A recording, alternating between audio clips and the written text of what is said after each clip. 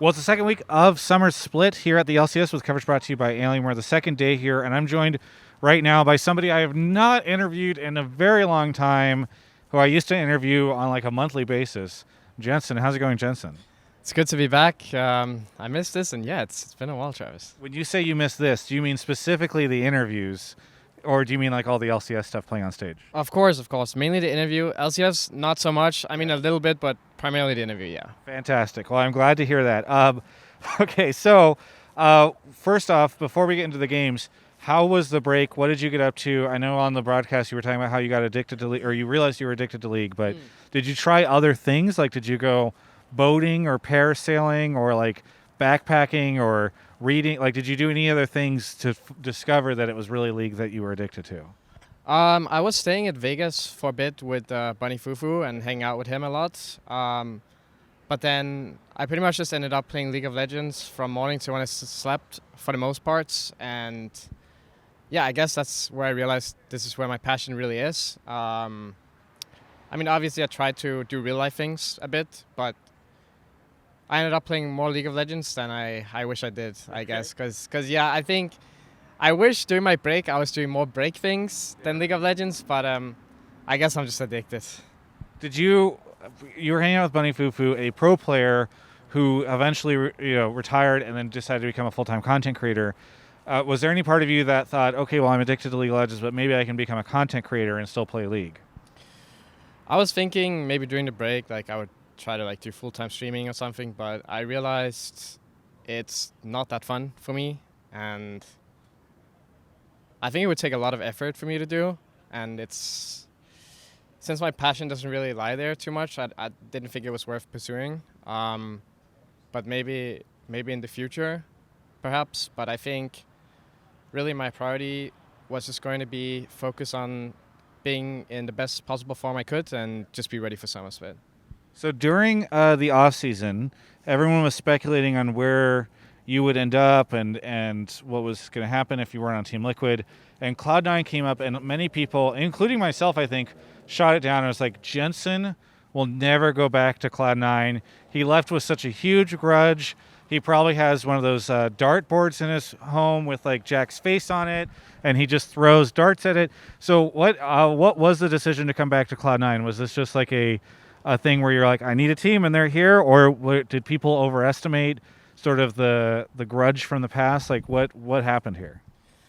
I definitely think the whole thing was overblown. I never had anything personal against Jack. I mean, back then my problems was more so with the way Reaper did coaching and the whole thing, and with the benching and all that kind of stuff. Like, it felt a bit unjustified and unfair to me, in my head at least. Maybe it's because I was younger and I was like, this shit is bullshit. Maybe now it could have been a bit justified. But yeah, I think I disliked that more so than I disliked C9. But yeah, I did have other options, but I thought this was my best chance at making it to Worlds and just winning LCS and having the best results. And I'm very competitive, so I will take the chances that will give me the best chances of winning. And yeah, I mean, like I said, there was nothing personal between me and C9. It was very overblown, yeah. When you say you had other opportunities or other chances, did you have opportunities before Spring Split? No. I think because I was contracted to TL still, it seemed like no one really wanted to pay for the buyout, to my knowledge. But yeah, I was more so talking about there was other opportunities for summer. Were any of those in Europe? There was actually opportunities for Europe before Summer Split, for spring. But I ultimately decided against it because I don't think I would enjoy living there. But I didn't really try to pursue opportunities in Europe for summer. You're from Europe originally, and now you think you would not enjoy living there. That's a very big statement to make about a region that you came from. Are you planning on living out the rest of your life in America? I mean, it's mainly just because I lived in Germany before, and I didn't like it too much. So I kind of had an idea what it would be like being a LEC pro. But yeah, I think I do plan on living here as long as everything doesn't go to shit, which it kind of looks like it's going to. So I'm hoping it'll be a nice living experience and things will get better for America. Yes. I don't want to get too much into like politics and stuff, but yeah, I think I enjoy my life here more than Europe. There are, just one last question about that. There are some people that would say to you, if you really want to do well at Worlds, you really should be on an LEC team. So is that ever a thing in your mind?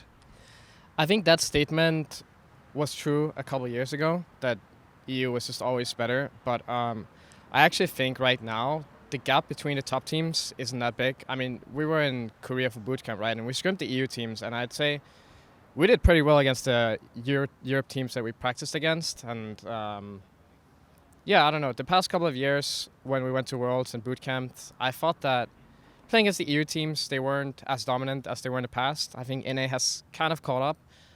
I still think we're the weakest region of the big major regions. Yeah. But I think between the top teams, the gap is not really there anymore. I mean, maybe G2 is probably better, but I think besides G2, NA can definitely compete with the other teams. Yeah. Okay. All right, let's talk a little bit about Cloud9. So last week, you guys sucked and lost all your games. This week, considerably better, right? Yes. Would you agree with that statement, or am I being hyperbolic? Considering the outcome, I would say that's probably factual. Okay. So you did much better this week. So one, how good are you right out the gate with this roster? Because this is, you're in summer. This is not spring, and so all these other teams have had a chance to gel and get together. They might have made a couple roster changes, but this team, you're coming out of break. And everybody else is it's such a mix-up. So how good do you think this roster is now?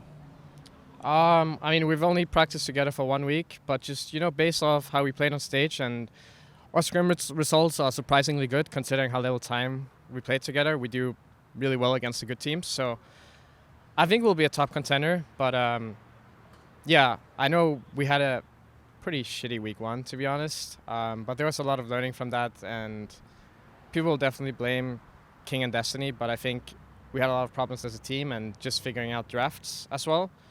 So even then, I thought we were okay. I think me, Fudge, and Blabber play really well together. So I think week 1 was a bit of a learning experience, but I think we'll be a really, really good team for summer. So you say we'll be. Do you think you already are? Is there an argument made that you guys are already a top 3, top 4 team? I'd say we are probably a top 4 team, yeah. Okay. But there's definitely still improvements to be made, and I mean, I guess we are a good team, yeah, but we can be better. Yeah. You said that I think on the LCS broadcast, you said that you wanted to show Team Liquid that they made the wrong decision. Do you have plans for what that looks like? Is it like beating them in the finals? Whenever you're laying in bed and you replace the dartboard picture of Jack with a dartboard picture of Steve or Bjergsen or something, what do you think? What do you fantasize about in terms of just embarrassing this team? Well, I know where they live. Okay. I'm kidding. I'm not actually kidding, because I do know where they live. But But you're not. That's not a threat. We should make it clear that's not a threat. No. I mean, I'm hoping that we'll just beat them, right? Because other than that, I don't have anything against the players or anything. I mean, I really liked and enjoyed my time there. So I just want to, beat them and show that I'm the better player, and that's as far as it goes. Yeah. Doublelift once said after he went to TL about TSM that he really wanted them to make them regret the decision and to ruin their legacy. It gave me a really great headline, and that video still gets hits. So if you want to say anything like that, that would be fine. But if you want to just lean to what you just said now, it's okay. Yeah, I want to ruin Team Liquid's legacy. Yeah, fantastic. Thank you. Anything you want to say to any of the fans out there? No, I mean, just thank you guys for supporting me. It's been really nice to see the fans again. I was kind of surprised by how many people were excited to see me. So thank you guys. I really appreciate you, and I hope I can live up to the expectations.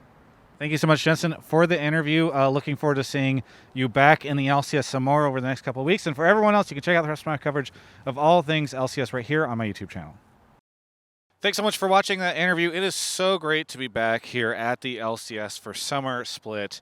And I couldn't do it without you, really. You guys watch the videos, and then if you didn't watch the videos, I would not be able to be here. And I also wouldn't be able to be here without Alienware, because you guys watch the videos, and then Alienware sees that you watch the videos, and then I put the logo on the video, and then they know that you've seen the video. So anyway, thank you so much to Alienware, and thank you to you for making summer possible.